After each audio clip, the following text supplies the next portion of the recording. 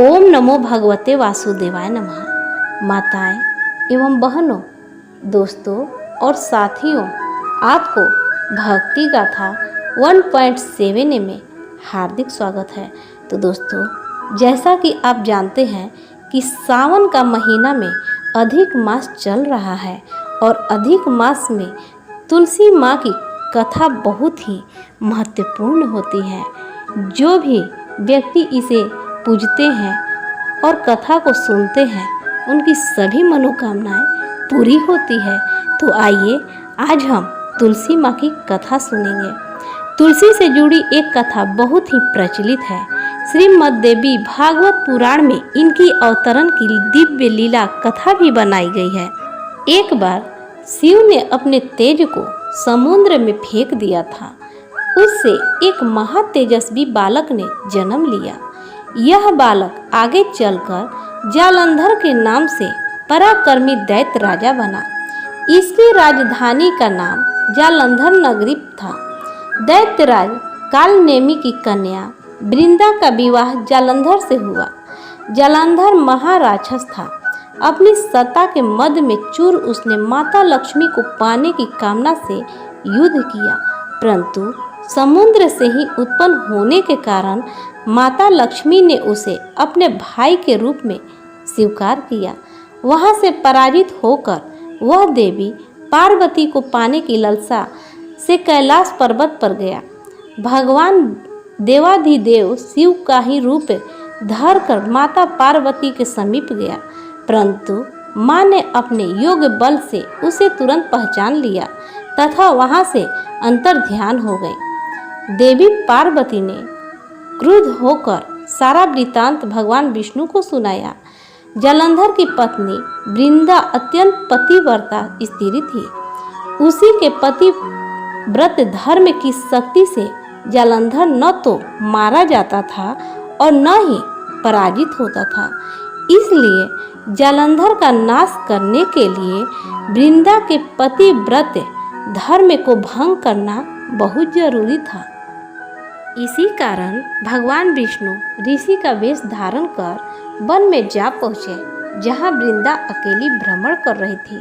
भगवान के साथ दो मायावी राक्षस भी थे, जिन्हें देखकर वृंदा भयभीत हो गई। ऋषि ने वृंदा के सामने पल में दोनों को भस्म कर दिया। उनकी शक्ति देखकर वृंदा ने कैलाश पर्वत पर महादेव के साथ युद्ध कर रहे अपने पति जालंधर के बारे में पूछा। ऋषि ने अपने माया जाल से दो वानर प्रकट किए। एक वानर के हाथ में जालंधर का सिर था तथा दूसरे के हाथ में धड़। अपने पति की यह दशा देखकर वृंदा मूर्छित होकर गिर पड़ी। होश में आने पर उन्होंने ऋषि रूपी भगवान से विनती की कि वह उसके पति को जीवित करे। भगवान ने अपनी माया से पुनः जालंधर का सिर धड़ से जोड़ दिया, परंतु स्वयं भी वह उसी शरीर में प्रवेश कर गए। वृंदा को इस छल का जरा सा भी आभास न हुआ। जालंधर बने भगवान के साथ वृंदा पतिव्रता का व्यवहार करने लगे, जिससे उसका सतीत्व भंग हो गया। ऐसा होते ही वृंदा का पति जालंधर युद्ध में हार गया। इस सारी लीला का जब वृंदा को पता चला तो उसने क्रोध होकर भगवान विष्णु को शिला होने का श्राप दे दिया तथा स्वयं सती हो गई। जहाँ वृंदा भस्म हुई, वहाँ तुलसी का पौधा उगा। भगवान विष्णु ने वृंदा से कहा, हे वृंदा, तुम अपने सतीत्व के कारण मुझे लक्ष्मी से भी अधिक प्रिय हो गई हो। अब तुम तुलसी के रूप में सदा मेरे साथ रहोगी। जो मनुष्य भी मेरे शालिग्राम रूप के साथ तुलसी का विवाह करेगा, उसे इस लोक और परलोक में विपुल यश प्राप्त होगा। जिस घर में तुलसी होती है, वहाँ यम के दूत भी असमय नहीं जा सकते। गंगा व नर्मदा के जल में स्नान तथा तुलसी का पूजन बराबर माना जाता है। चाहे मनुष्य कितना भी पापी क्यों न हो, मृत्यु के समय जिसके प्राण मंजरी रहित तुलसी और गंगा जल मुख में रखकर निकल जाते हैं, वह पापों से मुक्त होकर वैकुंठ धाम को प्राप्त होता है। जो मनुष्य तुलसी व आंवलों की छाया में अपने पितरों का श्राद्ध करता है, उसके पितर मोक्ष को प्राप्त हो जाते हैं। उसी दैत्य जलंधर की यह भूमि जलंधर नाम से विख्यात है। सती वृंदा का मंदिर मोहल्ला कोट किशनचंद में स्थित है।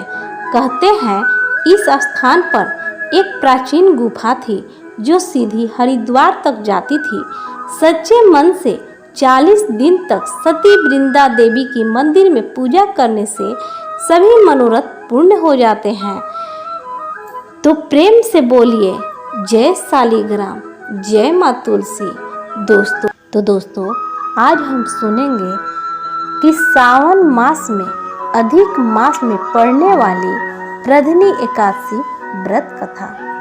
श्री भगवान बोले, हे राजन, अधिक मास में शुक्ल पक्ष में जो एकादशी आती है वह प्रधनी कमला एकादशी कहलाती है।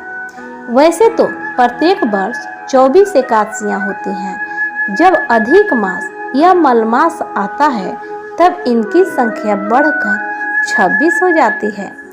अधिक मास या मलमास को जोड़कर वर्ष में 26 एकादशियाँ होती हैं।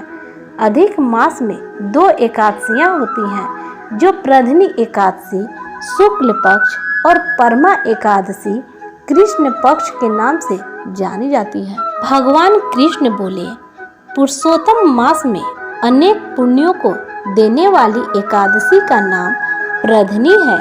इसका व्रत करने पर मनुष्य कृति प्राप्त करके वैकुंठ को जाता है, जो मनुष्यों के लिए भी दुर्लभ है। हे राजन, ध्यान पूर्वक इस कथा को सुनो। व्रत कथा। हे मुनिवर, पूर्व काल में त्रया युग में हेयम नामक राजा के वंश में कृतिविया नाम का राजा महिष्मतिपुरी में राज्य करता था। उस राजा की 1000 परम प्रिय स्त्रियां थीं, परंतु उनमें से किसी को भी पुत्र नहीं था जो कि उनके राज्यभार को संभाल सके। देवता प्रीत सिद्ध तथा अनेक चिकित्सों आदि से राजा ने पुत्र प्राप्ति के लिए काफी प्रयत्न किए, लेकिन सब असफल रहे। तब राजा ने तपस्या करने का निश्चय किया। महाराज के साथ उनकी परम प्रिय रानी जो इक्ष्वाकु वंश में उत्पन्न हुए राजा हरिश्चंद्र की प्रधनी नाम वाली कन्या थी, राजा के साथ वन में जाने को तैयार हो गई। दोनों अपने मंत्री को राज्यभार सौंपकर राजसी वेश त्याग कर गंधमादन पर्वत पर तपस्या करने चले गए। राजा ने उस पर्वत पर 10,000 वर्ष तक तप किया, परंतु फिर भी पुत्र प्राप्ति नहीं हुई। तब पतिव्रता रानी कमल नयनी प्रधनी से अनुसुईया ने कहा, 12 मास से अधिक महत्वपूर्ण मलमास होता है जो 32 मास पश्चात आता है। उसमें द्वादशी युक्त प्रधनी शुक्ल पक्ष की एकादशी का जागरण समेत व्रत करने से तुम्हारी सारी मनोकामनाएं पूर्ण होगी। इस व्रत के करने से भगवान तुम पर प्रसन्न होकर तुम्हें शीघ्र ही पुत्र देंगे। रानी प्रधनी ने पुत्र प्राप्ति की इच्छा से एकादशी का व्रत किया। वह एकादशी को निराहार रहकर रात्रि जागरण करती। इस व्रत से प्रसन्न होकर भगवान विष्णु ने उन्हें पुत्र प्राप्ति का वरदान दिया। इसी के प्रभाव से प्रधनी के घर कृतिविया उत्पन्न हुए जो बलवान थे और उनके समान तीनों लोकों में कोई बलवान नहीं था। तीनों लोकों में भगवान के सिवा उनको जीतने का सामर्थ्य किसी में नहीं था। सो हे नारद, जिन मनुष्य ने मलमास शुक्ल पक्ष की एकादशी का व्रत किया है, जो संपूर्ण कथा को सुनते हैं, वे भी यश के भागी होकर विष्णु लोक को प्राप्त होते हैं। तो प्रेम से बोलिए ओम नमो भगवते वासुदेवाय नमः। दोस्तों, अगर आपको हमारी कथा पसंद आई हो तो लाइक, शेयर, कमेंट एवं सब्सक्राइब जरूर करें।